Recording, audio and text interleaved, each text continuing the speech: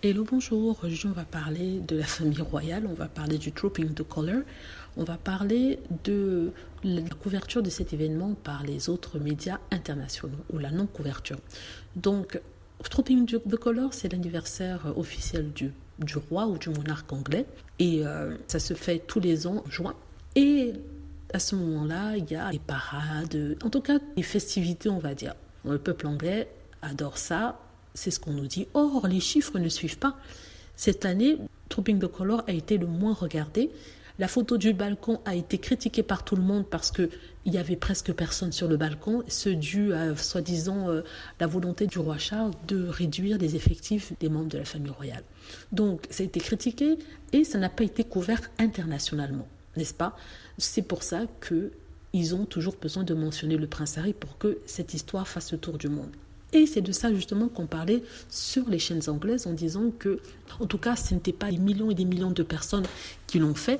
Sur Internet, certains ont regardé des petits bouts, mais à la télévision, sur la BBC ou sur d'autres chaînes, ITV et tout ça, le monde n'était pas au rendez-vous. Ils se demandaient pourquoi est-ce que ça n'avait pas marché. En plus de ça, ça n'était pas couvert internationalement. Ce qu'il faudrait savoir, c'est que avant Diana, les gens n'étaient pas intéressés par la famille royale. Quand je parle des gens, je parle internationalement. Diana est venue, elle était la star de la famille royale.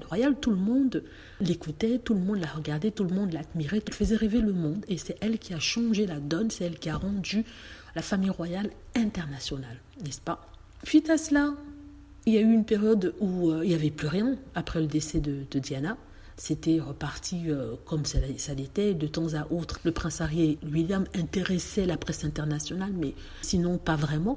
Lorsque Meghan Markle est apparue, les choses ont repris, le business a repris pour les journaux internationaux parce qu'il y avait de la demande, les gens étaient intéressés de savoir qui elle était, comment elle était, ce qu'elle faisait et tout ça. Et c'est pour ça que la famille royale est redevenue internationale, n'est-ce pas? Donc, le problème est qu'il n'y a plus Harry et Meghan, ils sont partis. Ils ne sont même pas venus au Trooping the Colour, n'est-ce pas? Mais on essaie toujours de les maintenir dans l'actualité et les lier à la famille royale. Mais ça ne marche pas vu qu'il n'y a pas eu de photo d'Harry et Meghan. Et du coup, le Trooping the Colour, à part en Angleterre, est passé inaperçu sur la scène internationale. Voilà, c'est ce que les journaux anglais nous disent par rapport à ça. C'est logique, c'est purement anglais. N'est-ce pas? À part quelques fans pro-royalistes, les autres, notamment aux États-Unis, n'en ont rien à faire.